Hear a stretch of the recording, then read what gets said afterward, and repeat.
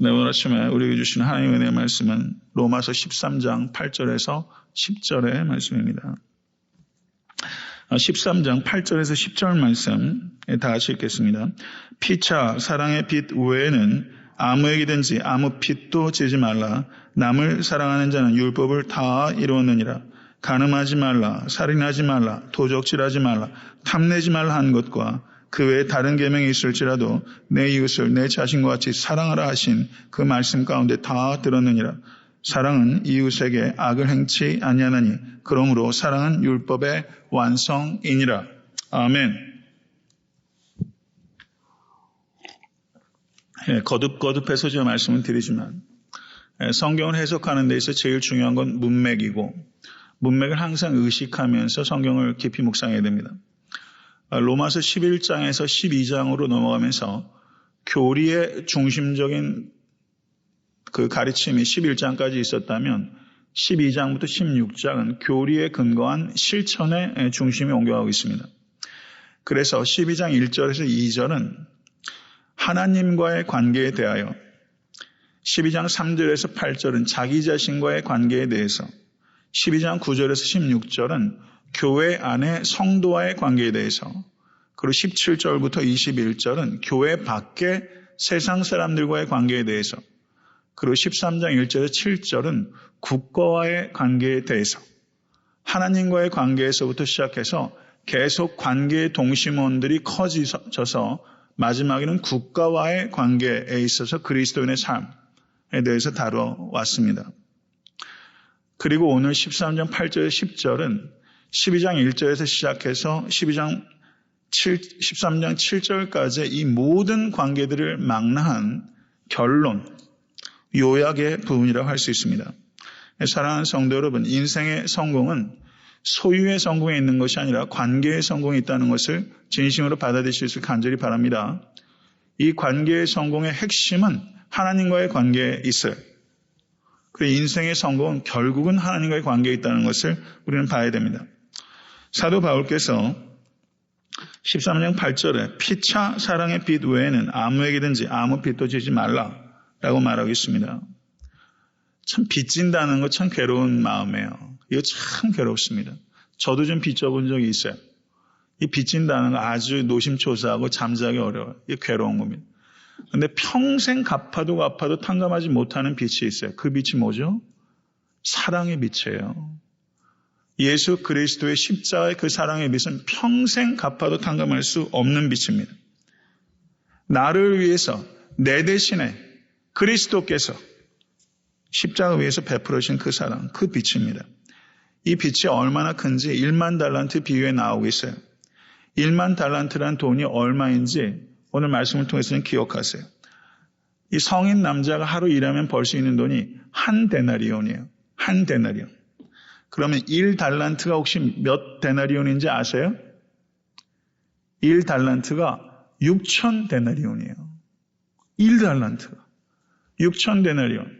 이걸 계산해 보니까 1달란트를 모으려면 꼬박 한 푼도 안 쓰고 모으면 16.4년이 걸려요. 16.4년 동안 모아야 1만 달란트예요. 1달란트예요. 그러면 1만 달란트는 어떻게 되겠어요? 16.4만 년. 16.4만 년을 성인 남자가 번 돈을 꼬박꼬박 모아야 모을 수 있는 돈이 1만 달란트예요. 이런 돈이 어디 있어요, 이게? 이게 갚을 수 있는 빚입니까? 갚을 수 없는 빚입니까? 갚을 수 없는 빚이에요. 그거 기억하세요. 16.4만 년. 발음도 안 되네. 16.4만 년 동안 모아야 되는 돈이 1만 달란트예요. 도저히 갚을 수 없는 빚. 이 빚을 우리가 지고 있어요. 사도 바울께서 로마서 1장 14절에 헬라인이나 야만이나 지혜 있는 자나 어리석은 자에게 다 내가 빚진 자라. 모든 사람에게 내가 빚졌다. 여러분 빚쟁이가 이렇게 길을 가다가 왜 골목에 빚쟁이가 딱 만나면 어떻게 돼요? 잽싸게 뒤돌아가지고 도망가죠. 빚쟁이 만나는 사람, 채권자 만나는 거 괴로운 거예요. 그런데 사도 바울은 다 내가 빚진 자라. 다 채권자예요. 만나는 사람마다 다 채권자예요. 그런데 로마서 8장 12절에서 13절에 뭐라고 말하냐면 그러므로 형제들아 우리가 빚진 자로 돼 육신에게 져서 육신대로 살 것이 아니니라. 너희가 육신대로 살면 반드시 죽을 것이로되 영으로서 몸의 행실을 죽이면 살리니. 믿으십니까? 우리가 빚진 자로 돼. 사도 바울만 빚진 자가 아니라 모든 그리스도인들이 빚진 자예요. 오늘 이 예배를 통해서 여러분과 제가 빚진 자 의식을 가질 수 있게 주님의 간절히 축원합니다. 사도 바울은 선교 여행을 몇 차례 다녔죠? 3차례 다녔어요. 왜 다녔어요? 빚 갚으러 다닌 거예요. 선교사들이요, 전 세계 열방으로 흩어져요. 조선 땅에 선교사들이 오셔서 많은 분들이 순교의 피를 뿌리셨어요. 양화진에 가면 선교사 묘역이 있어요. 저는 예전에 한번 갔던 적이 있는 것 같아요. 양화진 100주년 기념교회 이재철 목사님 심호하시죠? 제가 생각할 때 상당히 훌륭한 목사님입니다. 많은 사람들이 순교의 피를 뿌렸고 그 선교사들뿐만 아니라 그 와이프와 어린아이들까지 한국 땅에 묻힌 사람들 참 많아요. 사랑하는 성도 여러분, 왜 선교사들이 동방의 그 작은 나라, 알지도 못하는 나라에 와서 순교의 피를 뿌렸겠어요? 왜 자신의 미래를 포기하고 거기에 왔겠어요? 진짜 미래가 거기에 있기 때문이에요. 빚 갚으러 오신 거예요. 선교사들이. 그래서 이번에 과테말라 선교 가면서 우리 빚 갚으러 가는 겁니다. 빚 갚으러.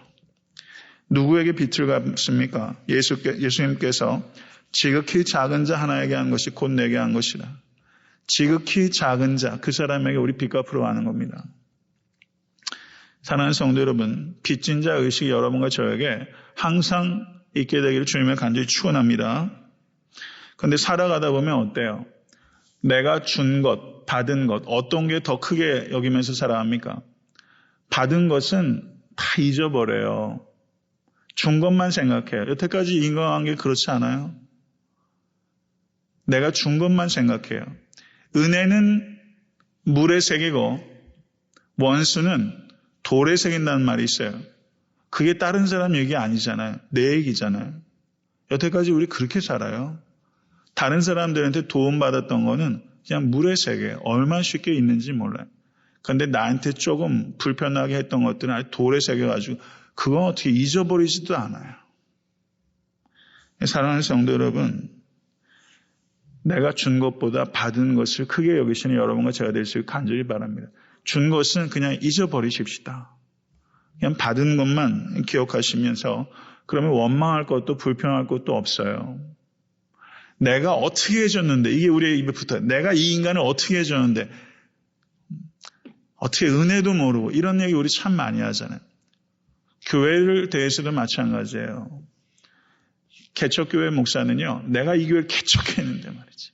성도들이 어떻게 나에게, 이런 생각하죠. 그렇죠.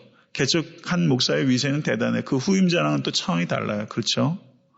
그리고 개척하는데 일조를 했던 성도들은요, 어떤 생각하십니까? 내가 교회를 어려울 때 어떻게 헌신했는데 말이지. 교회에서 이제 무시한다. 이런 얘기들, 그냥 그런 얘기들이 우리한테 너무 일상화되어 있어요. 저는요, 그냥 내가 헌신한 것에 대해서는 다 잊으면 좋겠어요. 개척을 한 목사라도 다 잊으면 좋겠어요. 그냥 저는요, 제가 은퇴할 시간이 언제가 될지 모르겠지만 어쨌든 후임 목사님이 오셨을 때 우리 교회가 더 견고한 교회가 될 수 있도록 하나의 썩어지는 미랄이 되겠다는 그런 생각을 가지고 제가 끝까지 목회하는 게 제 관건이라고 생각해요. 성도 여러분, 헌신할 수 있는 기회 얻었던 거 감사하세요. 내가 헌신한 것에 대한 것은 기억은 다 잊어버렸으면 좋겠어요. 하나님께서 나 같은 사람을 사용해 주신 것에 대해서 항상 감사만 있으면 좋겠어요. 사람한테 평가받는 거에 연연하지 않고, 사람이요 주변에서 자꾸 잘한다 부추겨주면 사람이 형편없어질 때 너무 많아요. 저도 예외가 아니라고 생각해요. 그냥 하나님 앞에서의 평가를 항상 생각하면서 마지막까지 좋아야 되잖아요. 시작은 너무 좋은데 마지막에 흐지부지해지는 경우가 너무나 많고, 인간관계도 가만히 보면요, 시작은 다 좋아요. 끝까지 좋은 관계 참 드뭅니다. 그러기가 참 드물어요. 저도 그런 일들을 참 반성하게 돼요. 목사와의 관계들에 있어서 끝까지 관계 좋은 경우가 참 많지 않아요. 결국은 내가 어떤 의미에서는 끝까지 희생할 때 관계가 지켜지고 순결하게 남습니다. 성도 여러분, 절 따라하세요. 빚진 자의 마음, 빌려준 자의 마음, 어느 마음으로 사세요? 빚진 자의 마음, 빌려준 자의 마음, 빌려준 자의 마음으로 사지 마세요. 뭐래도 빌려준 자는 어때요? 뭐래도 받으려고 그러잖아요. 교회라도 뭐래도 좀 받아내려고, 얻어내려고. 인간관계 속에서도 내가 좀 얻을 수 있는 사람에 가까이 가고. 그렇잖아요. 우리가 빌려준 자의 마음으로 살 때 너무 많아요. 그런데 그렇지 않고 빚진 자의 마음으로 교회로 오실 때도, 주일날 오실 때도 말이죠. 은혜 받으셔야죠. 그건 기본이고요. 은혜 받은 사람은 빚진 자의 마음으로 오늘 어떤 성도에게 내가 좀 빚을 갚을까? 누구에게 좀 빚을 갚을까? 따뜻한 말 한마디라도 내가 좀 던져서 빚을 좀 갚을까? 빚 갚으러 주일날 오셨으면 좋겠어요. 주일날 오셔서. 그래야 그 삶이 풍성해요. 빚 갚으러 오시겠어요? 특별히 교회에서 지극히 작은 자에게 빚을 좀 갚으세요. 우리 교회에서 제일 연약하고 사람들의 이 시야와 관심에서부터 좀 밖에 계신 분들이 있잖아요. 잘 알려지지 않은 사람들. 조용하게 계신 분들. 그런 분들께 좀 찾아가셔서 그분들께 빚 갚으세요. 제가 목회자가 거기까지 손이 항상 미치지 못하잖아요. 그러면 거기에 빚을 갚은 성도를 보면 목사로서 정말 고맙고 감사합니다. 저는 어떤 의미에서는요, 교회에 유력한 사람들이 올 때보다 무력한 사람이 올 때 교회가 더 반겼으면 좋겠어요. 새로 오신 분들 많이 와요. 똑같이 대했으면 좋겠어요. 교회에서.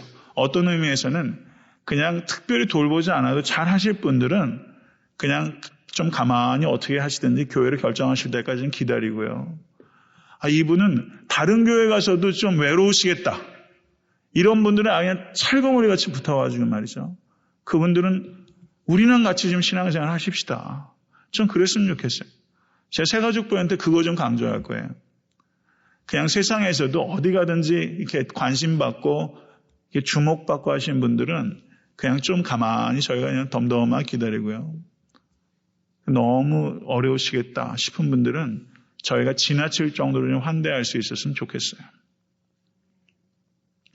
사랑하는 성도 여러분, 남을 사랑하는 자는 율법을 다 이루었다라고 말하고 있습니다. 사랑은 율법의 완성이다. 흔히 생각할 때 사랑과 율법은 같이 가기가 굉장히 어려워요. 그런데 사랑은 율법과 항상 결합되어야 됩니다. 사랑이 율법을 잃어버리면 가치를 잃어버려요. 그리고 율법이 사랑을 잃어버리면 생명을 잃어버려요. 절 따라하십시오. 율법이 없는 사랑은 가치가 없고 사랑이 없는 율법은 생명이 없다.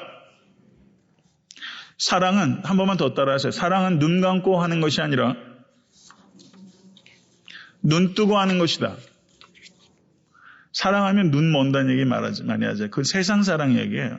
사랑은 눈 감고 하는 게 아니라 눈 뜨고 하는 거예요. 사랑은 악을 도외시하거나 악을 무시하는 게 아니라 악을 분별하는 거예요. 악을 미워하고 선으로 악을 이기는 것이 사랑입니다. 성경은 사도 바울께서 악을 범하지 말라 이렇게 말하지 않고, 경청하십시오. 악을 범하지 말라라고 말하지 않고 악을 미워하고 악을 이기라고 말했어요. 악을 범하지 않는 것은 악한 일을 내가 행하지 않는 거예요. 그런데 제 자신을 봐도 악은 행하지 않아도 악한 것을 생각 속에서 즐길 수 있어요. 그렇죠? 그렇지 않아요? 악한 것을 생각 속에서 즐길 수 있어요. 그렇기 때문에 악을 범하지 말라라고 말하지 않고 악을 미워하고 악을 이기라라고 성경이 말하고 있는 것입니다. 하나님을 사랑하는 만큼 악을 미워하게 되고 하나님을 의지하는 만큼 악을 이기게 됩니다. 로마서 13장 9절에 간음하지 말라, 살인하지 말라, 도적질하지 말라, 탐내지 말라, 10계명 말씀드려요. 10계명의 7, 6, 8, 10, 10번째 계명입니다. 그런데 거기 뭐라고 말하냐면 그 외에 다른 계명이 있을지라도 내 이웃을 내 자신과 같이 사랑하라 하신 그 말씀 가운데 다 들었는지 내 이웃을 내 자신과 같이 사랑하라. 한 방울 물이 있다고 한번 생각해 보세요. 한 방울의 물. 그런데 이 물에 해도 들어가고 달도 들어가잖아요. 그렇죠? 가만히 보면 물방울 하나에 해도 들어가고 달도 들어가는 것처럼 이 내 이웃을 내 몸같이 사랑하라는 이 한 방울의 말씀 안에 모든 율법이 거기 다 들어가 있다. 이렇게 말씀하고 있는 거예요. 기독교 윤리의 정수가 이 안에 다 있는 거예요. 사랑을 그리스어로 뭐라고 하는지 아세요? 아가페. 아가페가 사랑이에요. 그런데 성경 시대의 그리스 로마 문헌을 다 뒤져도 아가페라는 명사가 없어요. 이 아가페라는 단어가 구약 성경의 셉투아진트, 구약 성경 그리스어 번역본에 아가페가 종종 발견되기는 하지만 아가페라는 사랑이 이 우주 가운데 들어온 것은 우리 주 예수 그리스도의 십자가의 사랑이에요. 왜 세상 그리스와 로마 철학 그 신화들 가운데 아가페란 말이 없나? 그런 사랑을 세상은 알지 못하고 그런 사랑을 세상은 추구하지 않고 그런 사랑을 세상은 할 수 없기 때문에 그 단어가 없는 거예요. 예수 그리스도의 십자가 위에 이 아가페 사랑이 완벽하게 계시가 된 것입니다. 내가 너희를 사랑한 것 같이 너희가 서로 사랑하라 라고 주님께서 명령하셨어요. 이 사랑은 그리스도의 사랑을 깨달은 사람만이 하고 싶어하고 할 수 있는 사랑입니다. 십자가는 내가 누군지를 말해주는 장소예요. 인간학, 앤스로팔로지, 인간론. 철학에 있어서 인간론 굉장히 중요한 과제죠. 인간론에 대해서 여러 가지 장광설들이 있지만 인간에 대한 정확한 진단은 십자가 아래서 있습니다. 십자가는 나 때문에 예수께서 죽으셨다는 것을 말하는 것이고 십자가는 나를 위하여 예수께서 죽으셨다는 것을 말하는 거예요. 나 때문에 죽으셨고 나를 위해서 죽으셨어요. 나 때문에 죽으셨다는 것은 내가 얼마나 죄된 존재인지를 얘기하는 것이고 나를 위하여 죽으셨다는 것은 내가 얼마나 귀한 존재인지를 말씀하시는 거예요. 십자가는 이 두 가지를 얘기하는 거예요. 내가 얼마나 죄된 존재인지, 내가 얼마나 귀한 존재인지. 십자가를 통해서만 나를 볼 수 있어요. 십자가를 통해서만 옆에 있는 형제 자매들이 얼마나 귀한 존재인지를 볼 수 있어요. 십자가를 볼 때에만 자기 연민에 빠지지도 않고 자기 교만에 빠지지도 않습니다. 내가 얼마나 죄된 존재인지를 알아야 자기 교만을 내려놓을 수 있고 내가 얼마나 귀한 존재인지를 알아야 자기 연민에서부터 벗어나요. 세상 문학하는 사람들은 자기 연민에 많이 빠져요. 예술하는 사람들은요. 고상한 것 아닙니다. 자기 연민 버리세요. 말씀을 정리합니다. 저런 분도 따라하시죠. 이웃은, 다시 한번 원수는 가장 멀리 있는 이웃이다. 원수는 내 이웃을 내 몸과 같이 사랑하라 라고 말씀하셨죠. 원수는 가장 멀리 있는 이웃이에요. 가장 멀리 있는 이웃을 사랑하기 위해서는 어떻게 해야 돼요? 가장 가까운 이웃을 사랑하는 연습을 해야 돼요. 그러면 그 연습을 어디서 해요? 저를 한 번만 더 따라하세요. 가정과 교회는 사랑의 연습장이다. 가정에서 혈육도 사랑하는 것, 혈육 사랑하는 거 쉽습니까? 솔직히. 혈육 사랑하는 거 어려운 거예요. 바르게 사랑하는 거예요. 가족이라도 사랑하는 것, 편애할 수는 있을지 몰라도 야곱처럼 그 이삭과 리브가처럼 편애하는 것이 야곱도 편애가 대단했죠. 가족 혈육 사랑하는 것도 쉽지 않고요. 바르게. 성도 사랑하는 거 얼마나 어려워요. 신앙생활하면서 성도 사랑하는 거 얼마나 어렵습니까? 나한테 입맛에 맞는 사람 사랑하는 거 쉽지만 그렇지 않은 사람 사랑하는 건 정말 자기를 쳐서 복종시키자면 참 어려워요. 그러나 어떻습니까? 여기가 사랑의 연습장이고 궁극적으로 누구를 사랑하기 위해서? 원수를 사랑하기 위해서. 오늘 설교의 제목을 제가 개인적으로는 사랑의 동심원이라고 졌어요. 사랑의 동심원. 평생 동안 내가 얼마나 이 사랑의 동심원을 크게 가져갈 것인가. 이게 여러분과 저의 거룩한 삶의 여정입니다. 사랑의 동심원이 가장 멀리까지 펼쳐지시는 모든 귀한 성도님들의 삶이 될 수 있게 주님을 간절히 축원합니다.